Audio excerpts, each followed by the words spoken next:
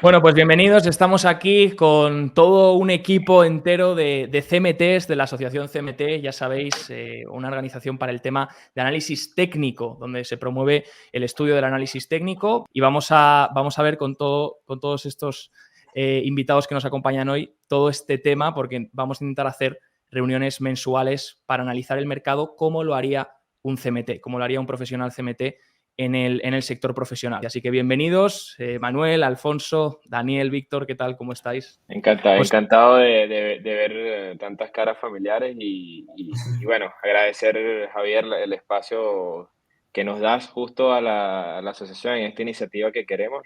Justamente lo que queremos es mostrar que el análisis técnico no es, digamos, algo exclusivamente que tienes que elegir entre fundamental o técnico, sino que al final el análisis técnico, cuando lo estudias de manera muy seria, como cualquier carrera profesional, es una herramienta muy poderosa, sobre todo en temas de gestión de riesgo y de timing en el mercado, importante, que es un factor clave. así que, si os parece, vamos a ir por temas. Hemos querido traer 4 temas principales que vamos a abordar en esta charla. Y es, lo primero, el tema del SP500, el tema también de la participación, porque la frase de 2023 y principios de 2024 ha sido que el mercado solo está empujando por unas pocas empresas, por Nvidia, Apple, Microsoft y todas las magníficas, ¿no?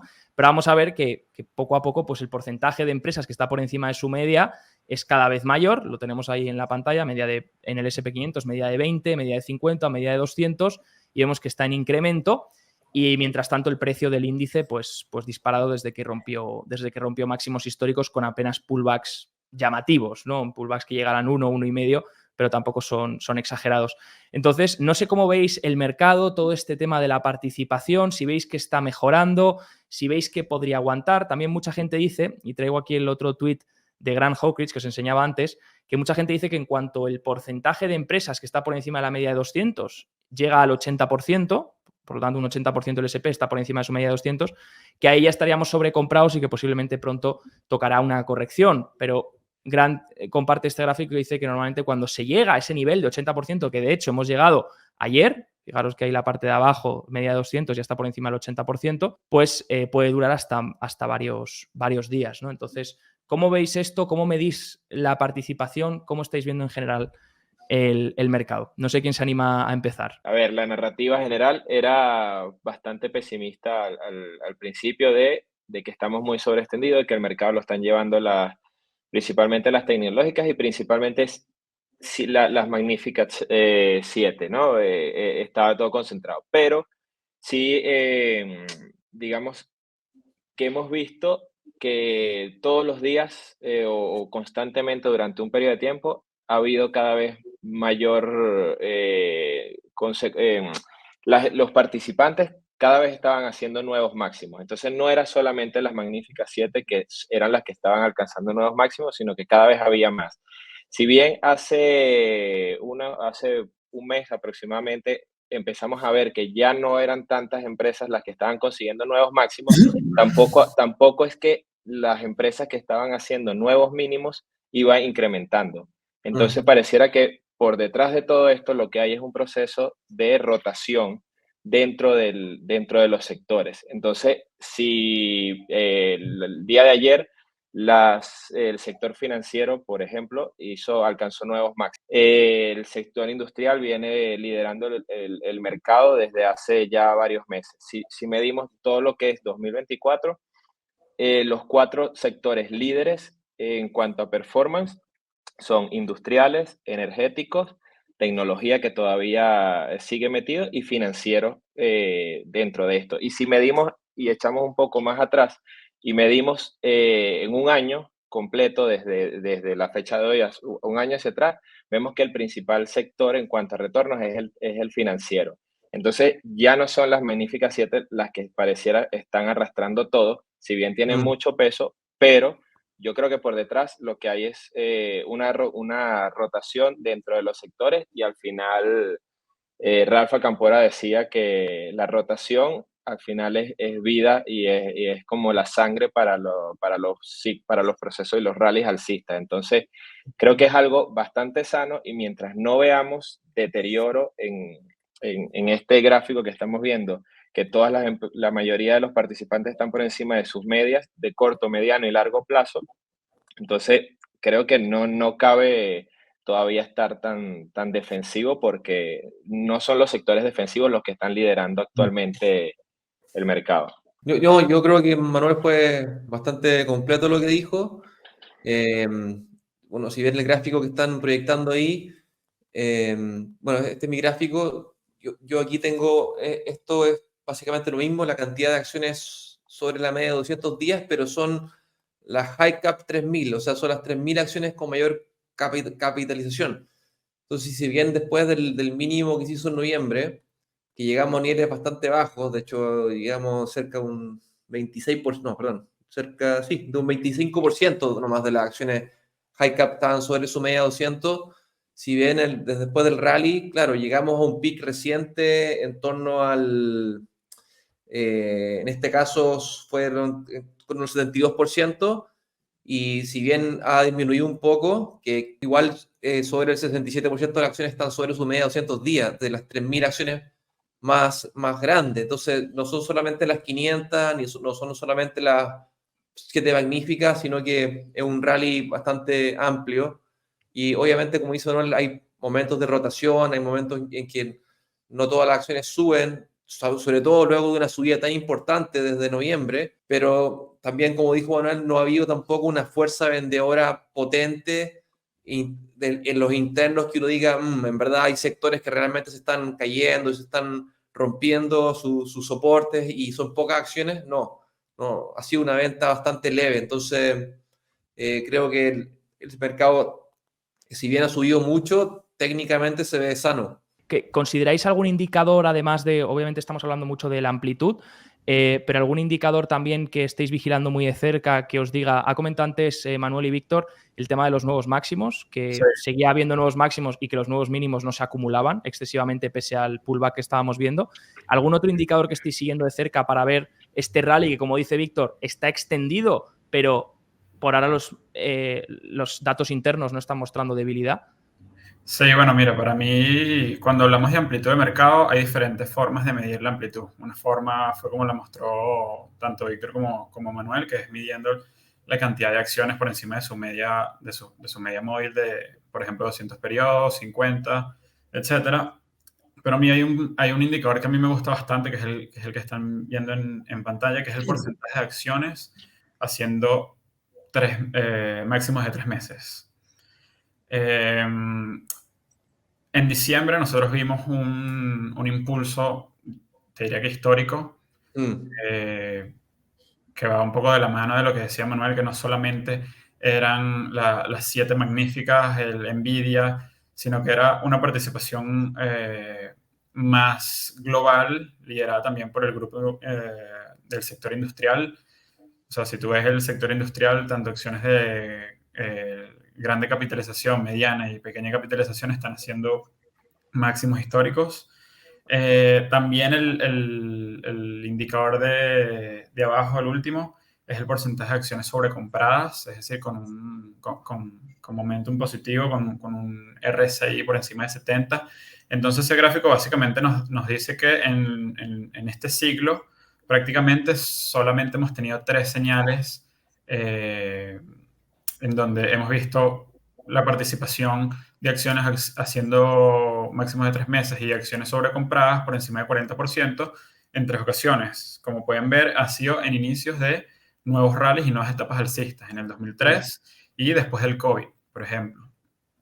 Yo también, mi opinión, también comparto la visión de Manuel. También estamos viendo en el último mes cierta rotación entre los sectores. Aquí, como lo pueden ver, este es una tabla en donde se ve el porcentaje de acciones haciendo máximos de 10 días, de 20 días, de 63 días, de 126 días y de 52 días. Como pueden ver, el sector de materiales, el financiero y el energético en las últimas semanas ha sido, digamos que el gran protagonista. Muchas personas se quedan viendo las acciones tecnológicas, se dejan llevar por los medios, las noticias, Pero cuando analizamos bien los sectores en el último mes, estos han sido los sectores que han estado liderando. Sí, además coincide además un poco esos nuevos máximos con un poco, si luego miramos el precio de los sectores, hoy creo que estaba revisando y rompía máximos materiales básicos, que hace poco con la industria de cobre estaban rompiendo todas las de cobre, resistencias y máximos de 52 semanas. Energía también muy cerca de romper máximos y, como decía Manuel, sectores que siguen un poco liderando, obviamente el tecnológico, y también pues ahí el financiero industrial también están siendo patas importantes, y además coincide un poco en esa tabla tan interesante que te muestra ese movimiento, ¿no? Esta tabla me gusta mucho, me ha parecido muy curiosa. Tal cual. Daniela, Y un último punto, si dime. me permites, es si las personas están esperando correcciones, lo vas a ver primero o sea, tienes que esperar una expansión en nuevos mínimos a nivel individual. O sea, para que un índice caiga o para que un índice corrija, primero vamos a ver deterioro a nivel individual y empezando, por supuesto, en temporalidades muy cortas. O sea, empezando por 10 días, después un mes, 3 meses, 6 meses y un año. Entonces, no puede tener una corrección, sino hay acciones haciendo nuevos mínimos. Entonces, este es un indicador y una forma que a mí me gusta mucho de analizar la amplitud. En verdad creo que todos pusieron los ya indicadores que yo veo, entonces no me sirve volver a hablar de amplitud, yo creo que ya lo han dicho bastante, pero sí me voy a ir un poco en lo que terminó de hablar un poco Alfonso, diciendo de que, bueno, los últimos meses, o mejor dicho, este último mes, estos últimos días, el sector energético y materiales han sido como que los mejores. Entonces yo dije, bueno, yo también lo he estado viendo y dije, bueno, vamos a compararlo con el que ha sido el líder de todo el año pasado e incluso a final, sí, todo el año pasado. Entonces, para ver si es verdad eso de energía y materiales. Y me puse a ver este ratio de los ETFs de XLK y XLE, que es el ETF de empresas tecnológicas y de energía. Y bueno, ahí se puede ver que hay como una pequeña divergencia negativa con el RSI, justo en una zona de resistencia, y ya lleva, obviamente esta parte es, digamos, ya una tendencia de largo plazo, tendencia semanal, y aquí, que ha sido las últimas semanas, dos higher lows. Pero bueno, podemos ver aquí que después de una divergencia negativa, empieza a hacer una pequeña corrección en el ratio. Eso quiere decir que las empresas de energía están superando a las empresas de tecnología. Entonces, un poco viendo esa rotación entre sectores, confirmándola con este ratio. Y nada, vamos a ver si realmente continúa esa rotación, porque eso es lo otro. Una cosa es ver qué está pasando y luego está pendiente que continúe pasando, es decir, que la tendencia continúe. Aprovecho comentando lo que dices, Daniel, es un poco, estamos viendo un poquito más de fuerza relativa, ¿no?, en otros sectores, en este caso contra el líder que fue tecnología. Empezamos a ver esas empresas energéticas, materiales básicos, como hemos dicho, empezar a hacerlo mejor estos últimos días. Aprovecho para preguntaros, por ahora los datos de mercado, básicamente todos esos datos internos que hemos medido, tanto amplitud como nuevos máximos, nuevos mínimos y demás, por ahora no muestran peligro, pero todo el mundo está pendiente. A lo mejor también, como todo el mundo está pendiente, pues no va a ocurrir todavía, sino que va a ocurrir cuando menos gente se lo espere, pero todo el mundo está pendiente de esta estacionalidad, ¿no?, del cuarto año electoral. Estamos en ese ciclo presidencial, cuarto año electoral, que tiende a ser muy positivo. Coincidiría un poco también con las visiones que nos ha dado Alfonso, ¿no?, de esos indicadores que iniciaban en 2003, 2020 y ahora en 2024, de que sea un año bueno. Lo que pasa que lo que nos dice la estacionalidad es que nos hemos alejado mucho. ¿Qué tiende a ocurrir en estos momentos cuando veis que nos alejamos mucho de datos históricos o de estacionalidades históricas? A ver, si bien es cierto que hemos estado como muy pendientes, sobre todo este año electoral, este año particular ha sido bastante, digamos, bastante distinto a lo que usualmente venimos viendo de comportamiento de lo que es el mercado durante este último año, digamos, el año electoral justamente. Y lo que era al principio, el primer trimestre, se esperaba que fuese, digamos, bastante plano, y luego esperamos una corrección.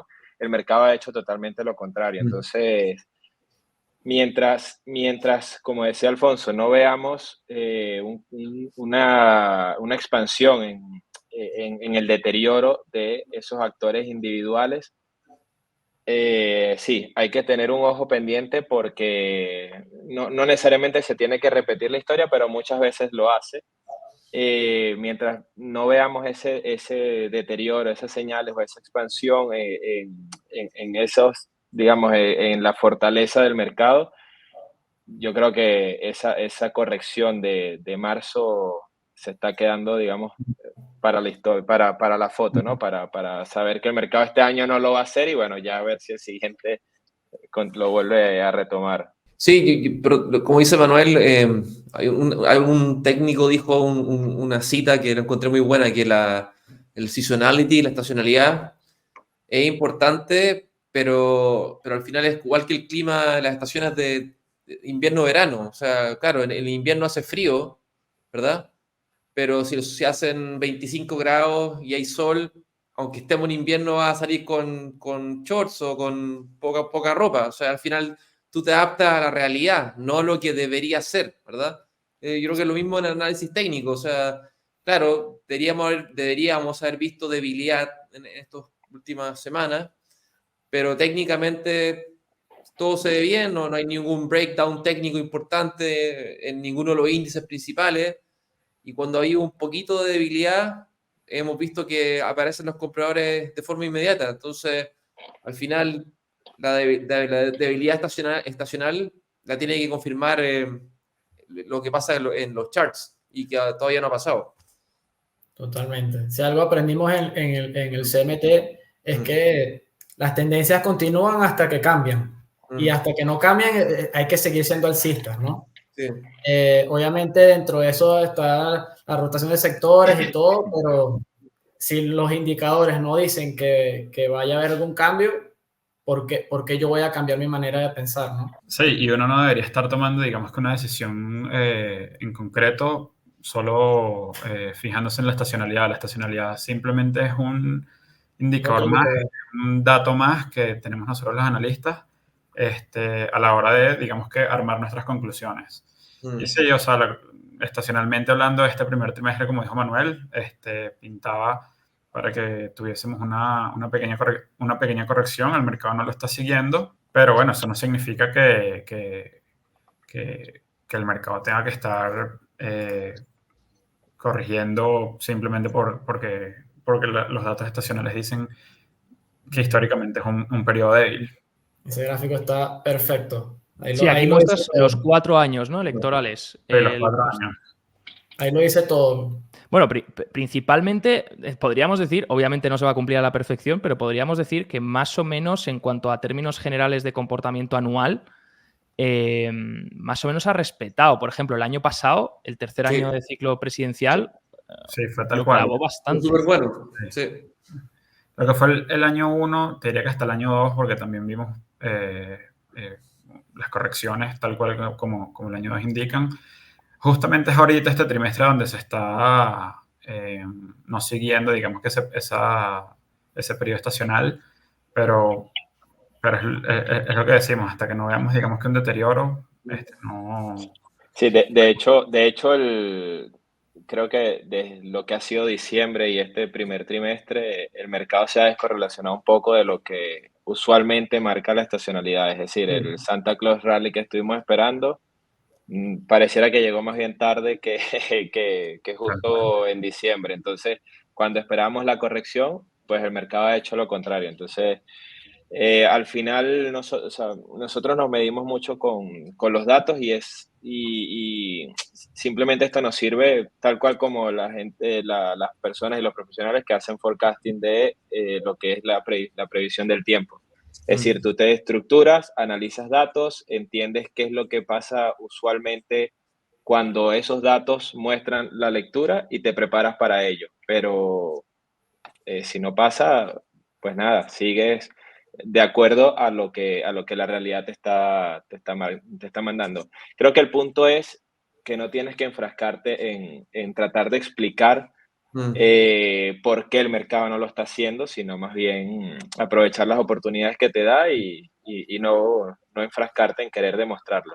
Lo que ya William lo decía, ¿no? Ned Davis lo decía, que ¿Qué quieres tener? ¿Tienes que tener razón o quieres ganar dinero? Entonces, tienes que escoger en qué lado quieres estar posicionado tú.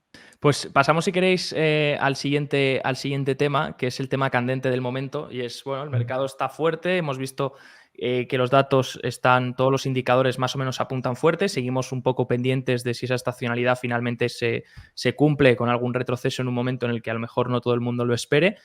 Y por otro lado, Bitcoin que poco a poco, desde que hizo la base a finales del año pasado, la crisis bancaria regional empezó a empujar también, y luego estamos viendo base sobre base hasta que a partir de los 40 y algo mil empezó a hacer una extensión prácticamente vertical, haciendo nuevos máximos, ¿no? Y ahora, pues, haciendo otra vez un retroceso.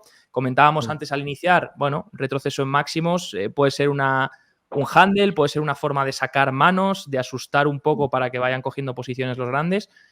¿Cómo veis este retroceso? Cuando veis algo así, una rotura de máximos que técnicamente es alcista, porque si hay una rotura de máximos, técnicamente, corregidme si me equivoco, debería ser algo alcista, pero ¿cómo lo tomamos desde el punto de vista de CMT el ver una rotura de máximos y luego un retroceso? ¿Cuándo sé que es un retroceso sano o empiezo a preocuparme? Claro, hay varios estudios que han demostrado, usualmente después de digamos que un activo genera un nuevo máximo, generalmente ese momentum se mantiene durante los siguientes 3 meses, 4 meses aproximadamente. Esto no quiere decir que una vez que rompe, el rally es inmediato. A veces pasa, a veces no pasa, que tenemos pausas o simplemente el movimiento es tan abrupto que continúa y muchas veces si estás esperando ese rompimiento, pues a veces no lo puedes agarrar en donde quisieras. También tenemos que entender que hay zonas en las que generalmente cuando ese máximo anterior que está marcado por Bitcoin, sobre esas zonas digamos, hay montadas muchas órdenes para recuperar, para tomar beneficios digamos, de los actores pesados. Entonces, es normal, creo, que ese retroceso que estamos viendo se haya generado justo luego de haber conseguido el máximo, porque muchos inversionistas estarán tomando posiciones por si acaso. ¿Por qué por si acaso? Porque el Bitcoin tiene una naturaleza muy distinta a los demás activos y sabemos que tanto los rallies como las correcciones vienen acompañadas siempre de volatilidad y los movimientos son muy, muy grandes. Entonces, estamos hablando de que podemos tener correcciones de 30, 40, 50% y no por esto se consideraría algo que generaría pánico en otro activo. Si vemos una acción que caiga 50, 60% en una corrección, ya hay una tragedia, ¿no? Hablamos de tragedia en la compañía, pero en el Bitcoin particularmente, esos movimientos tan bruscos, digamos que suelen ser algo normal. Entonces, yo creo que la corrección que estamos viendo es hasta cierto punto normal porque hay mucha gente que se está posicionando, que se está tomando beneficios luego de haber alcanzado un nuevo hito. Y ¿dónde vería yo que pudiera haber preocupación si veo una caída por debajo de esa zona que tienes a la derecha que dice 50%, que es más o menos, digamos, la zona en donde estaba la mayor cantidad, donde hubo esa consolidación, que esa zona está marcada porque ahí hubo bastante actividad, sobre todo de demanda y oferta. Entonces, ese para mí es una zona importante y es donde yo vería ya con otros ojos el movimiento del Bitcoin. Es decir, ya no estaría tan alcista si veo que la corrección corrige mucho más allá. Para mí, el activo, es decir, estuvo bastante tiempo, hizo una buena base desde 2022 y no creo que solamente por alcanzar un nuevo máximo ya, digamos que el ciclo alcista de Bitcoin haya parado por total, de completo. Sí, yo creo que, para complementar lo que dicen ellos, Bitcoin es un activo que tiende a andar muy bien cuando el mercado en sí de acciones está bullish. Bitcoin funciona como un proxy 3 por o 4 por, digamos, del Nasdaq. Del O sea, Nasdaq, sí. cuando la especulación está en el ambiente, Bitcoin y bueno, las cripto, las alts tienden a andar muy bien. Lo viví en carne propia el 2020, 2021, que fue una locura, en verdad, lo que subieron estas monedas. Y obviamente hay que tener, como dice, hay que tener respeto también cuando cambia la tendencia, porque así como suben, bajan, ¿verdad? Pero como dicen aquí mis colegas, la tendencia principal está al alza. Estamos viendo una corrección, quizás le quede un tiempo más, porque si subió más de un 80% desde los mínimos de enero en nada, así que hay un poco de profit taking, es súper normal. Sí, bueno, yo también coincido que sí, o sea, el Bitcoin llegó a los máximos del 2022 o del 2021, creo, del 2021. Entonces está en una zona de resistencia, una zona donde podemos esperar que se dijeran algunas ganancias. O sea, mira, simplemente el rally es de 17.000, 18.000 hasta 70.000. Creo que es más que justo y muy normal y muy saludable que aquí veamos una pequeña pausa. Y también en un escenario donde, por ejemplo, Ethereum y otras altcoins también como que se empiezan a animar y empiecen a, digamos que alcanzar al Bitcoin mientras esté consolida por debajo de esta resistencia. Entonces, para mí creo que sería como que el escenario más ideal. Sin embargo, bueno, con las cripto y el Bitcoin es como un animal suelto. O sea, cuando empieza a moverse, no hay nadie que lo pare y bueno, simplemente identificar niveles de riesgo. Para mí 70.000, el nivel de 70.000, 69.000 es clave. Y bueno, siempre y cuando estemos por debajo de ese 70.000, creo que una corrección, una consolidación saludable es más que bienvenida. Comentábamos también anteriormente el oro, ¿no? El oro sí que ha roto esta base, sí que está aguantando por encima. En este caso estamos mirando el contrato, pero también si miramos el ETF GLD, vemos un poco la misma historia, ¿no?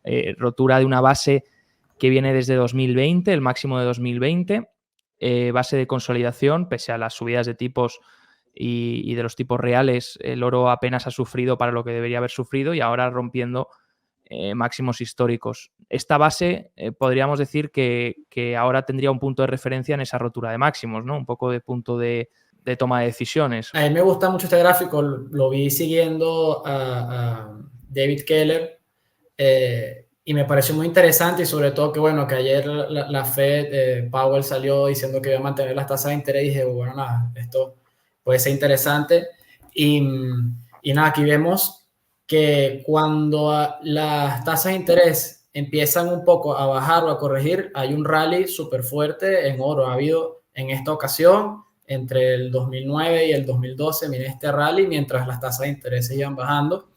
Y de la misma forma, cuando le hicieron lo mismo en el 2019, del 2019 al 2021, empezaron a caer las tasas de interés y el oro un rally. Y bueno, qué casualidad que justo ahora, digamos que hay una pequeña pausa en la alza de tasas de interés y ya el oro está haciendo nuevos máximos. Entonces, son estos tipos de patrones que son buenos seguir y luego, bueno, obviamente esperar confirmación y al parecer el oro se está adelantando, digamos, a este patrón. Entonces, bueno, es eso. Siempre vemos el precio primero y luego como que vemos después si hay confirmación de otros indicadores y esto no me pareció casualidad, ha pasado ya 2 veces anteriormente y me pareció bastante interesante. Vamos a ver si esa tendencia continúa. Ya el oro, digamos que puede estar en una nueva tendencia alcista a mediano plazo, está haciendo nuevos máximos. Y si las tasas de interés empiezan a caer, debería darle soporte a esa tendencia. Lo que ha pasado las últimas 2 veces. Vamos a ver si se mantiene, ¿no?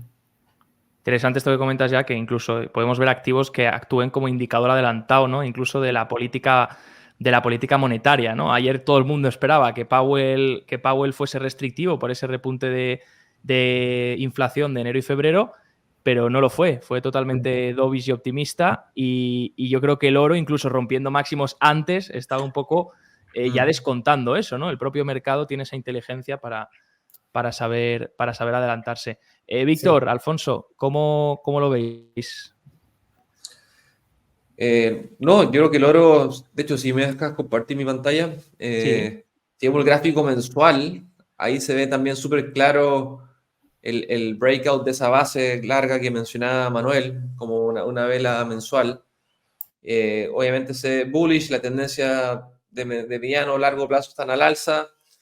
Y bueno, hay que buscar el upside en el oro. Obviamente, ¿cuánto puede subir? No sé. De hecho, bueno, yo en general mi experiencia con el oro tradeándolo no es un activo que en general tenga trends tan estables y largas, salvo momentos especiales que ya los mencionaron. Pero en general es bastante choppy para tradearlo.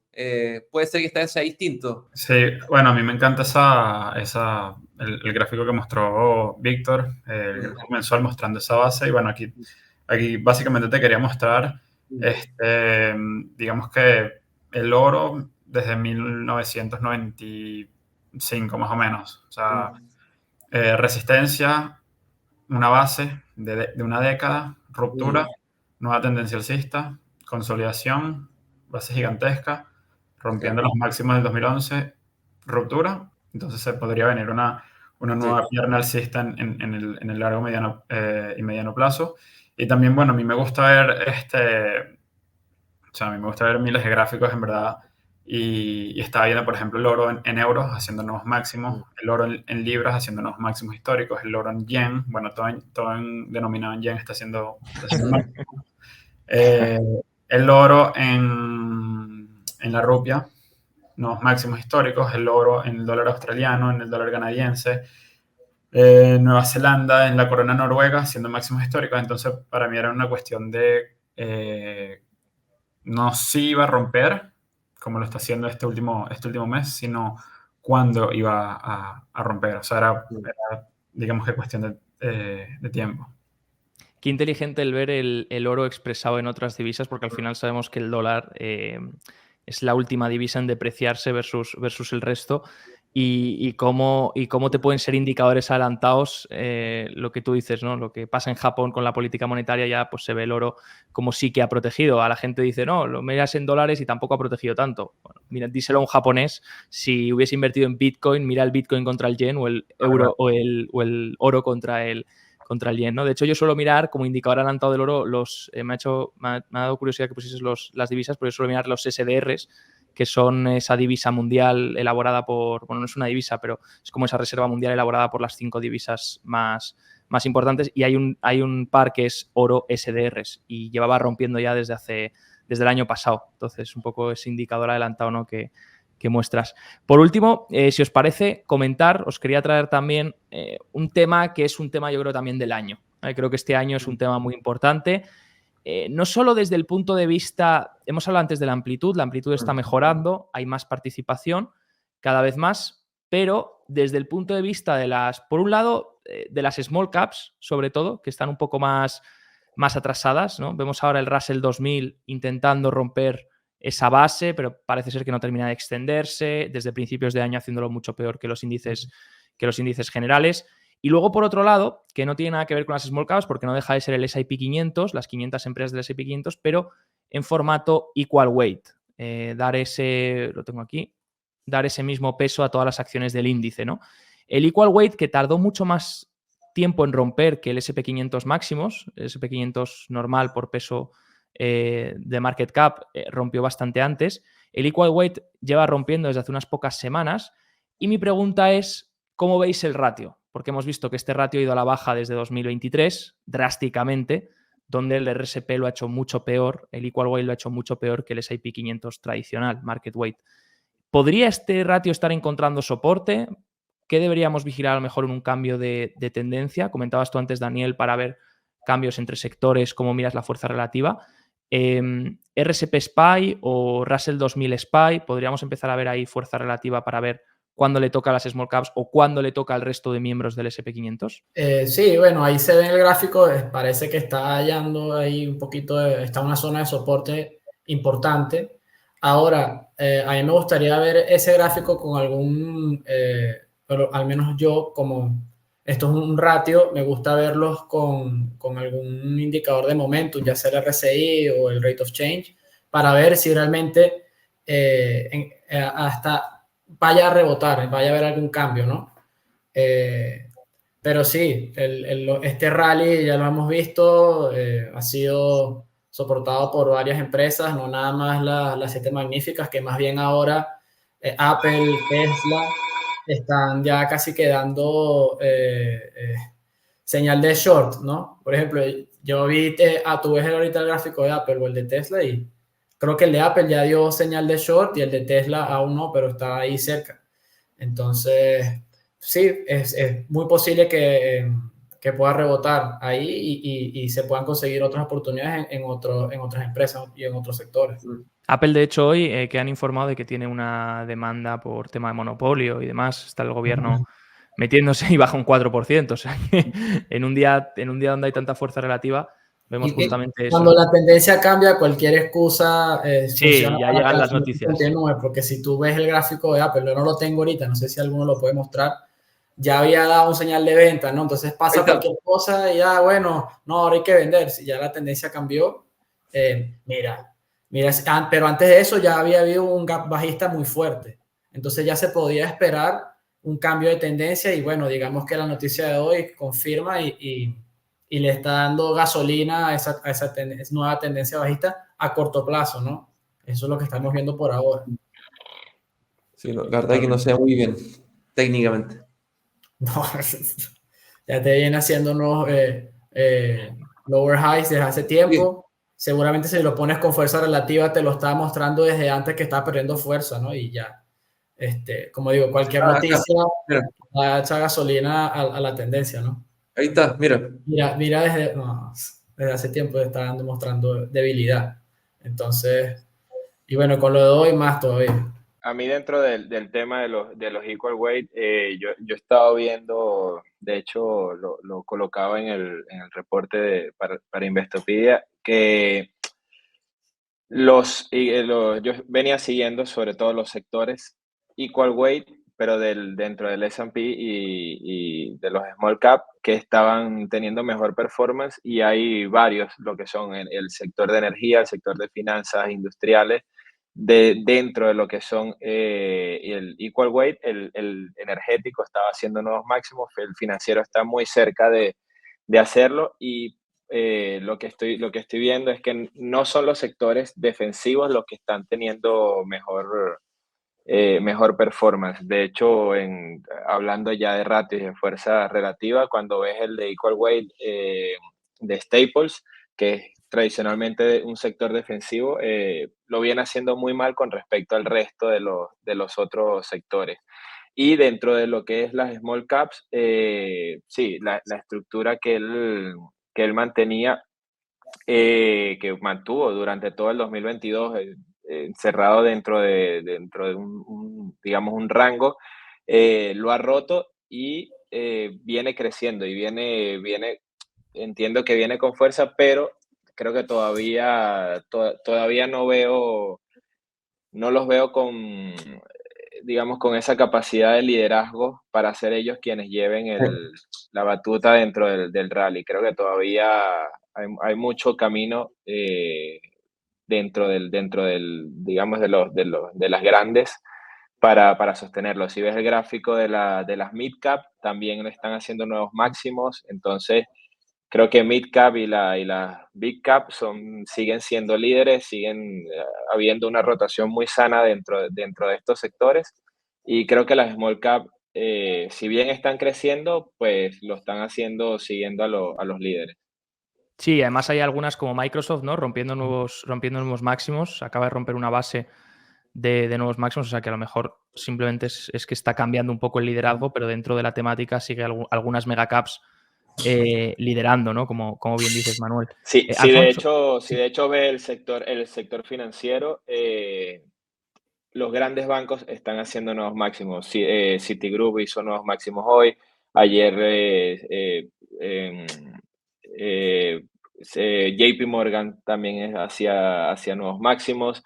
Está O sea, es decir, Goldman. los grandes bancos Goldman Sachs estaba haciendo nuevos máximos. Entonces, digamos, los bancos pequeños, los bancos regionales, están un poco rezagados con respecto a los líderes. Entonces, por eso creo que las small caps están creciendo, pero no al ritmo que están creciendo los más grandes. Yo creo que un poco es como la estacionalidad. Un poco aquí vemos que el ratio está en un nivel bajo, que podría generar una reversa importante, pero lo vamos a ver también en los precios. Cuando empecemos a ver que muchas small caps empiezan a hacer máximos de, no sé, de 20 días, de 3 meses, y empezamos a ver que de repente si hay una corrección, el sector small cap no baja mucho, se mantiene respecto a los grandes, ahí vamos a ver fuerzas evidencia, fuerza relativa que por el momento no es que estén mal, pero no se está dando. Es más un tema también de rotación, o sea, que áreas realmente están liderando, y es un poco lo que habíamos hablado al principio. Ahorita esa relación está justo en los mínimos del 2020, 2021. Y es un poco más de lo que ya comentamos, o sea, rotación, o sea, si esta relación empieza a aumentar, para mí podríamos estar viendo con una situación o un contexto de mercado donde aquellas áreas más relacionadas a los commodities lideren un poco más. Si esos mínimos son violados a la baja, creo que hablaría de, digamos que de la fortaleza de las acciones tecnológicas. Entonces, para mí es más un tema de rotación entre sectores. Perfecto, pues si os parece lo vamos a dejar aquí. Hemos abordado muchas cosas ya, muchos temas. Espero que os haya gustado. A los que nos estáis viendo, comentarnos si este tipo de análisis os gusta. Se hacen desde el punto de vista, como sabéis, de CMTs. En este caso os invito a revisar toda la información de la asociación también. Lo hacemos con el objetivo de promover un poco el buen análisis dentro del análisis técnico. Es el objetivo que nos marcamos Manuel y yo para hacer estos especies de análisis de mercado.